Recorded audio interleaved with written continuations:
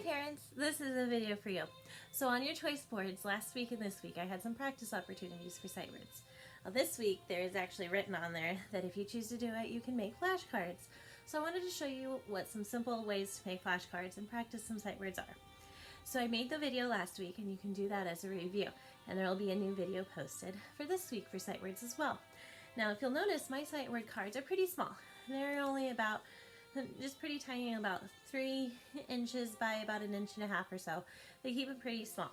You can use small pieces of paper like that.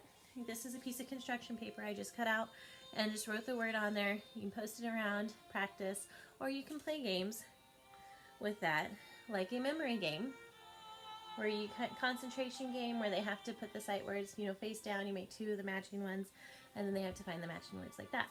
You can also make sight word index cards by just little scraps of paper. It does not have to be super fun, or not super fun. It is super fun, but it doesn't have to be super high-tech, glossy, laminated, all that stuff.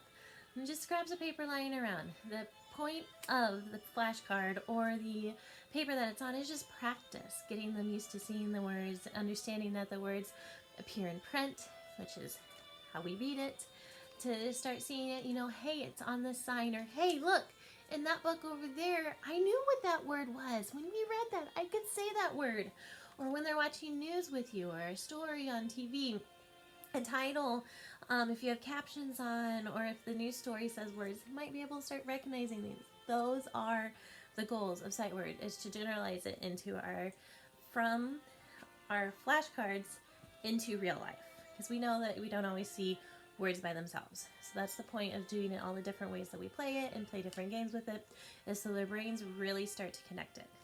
Another thing you can do, some fun things you could do, is last week on the choice board was magic marker. Or magic words, I forget how I put it, magic letters.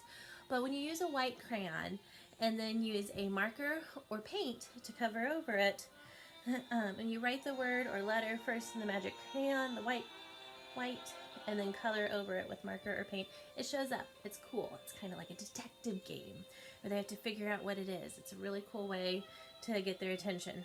Play-Doh. If you have Play-Doh at home, you can also use, a toothpick or a pencil. But they've written the sight words in the Play-Doh, and then you can just kind of turn it over, write it on the back.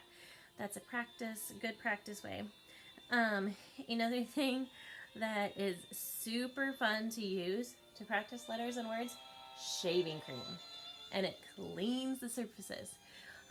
And you can also do that up on a mirror, put it up on the mirror so then they're writing it up on like a chalkboard. That just helps. More practice. Let's see if there's any more other ones that are some easy ones. Ooh, here's a good one. It's gonna of course do that.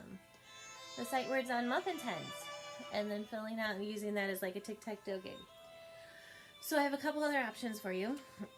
Besides just, making basic flashcards, you post them around your house. Don't just make them go through word after word after word. That's rote memory. That's how we assess, but that's not always how we practice them all the time.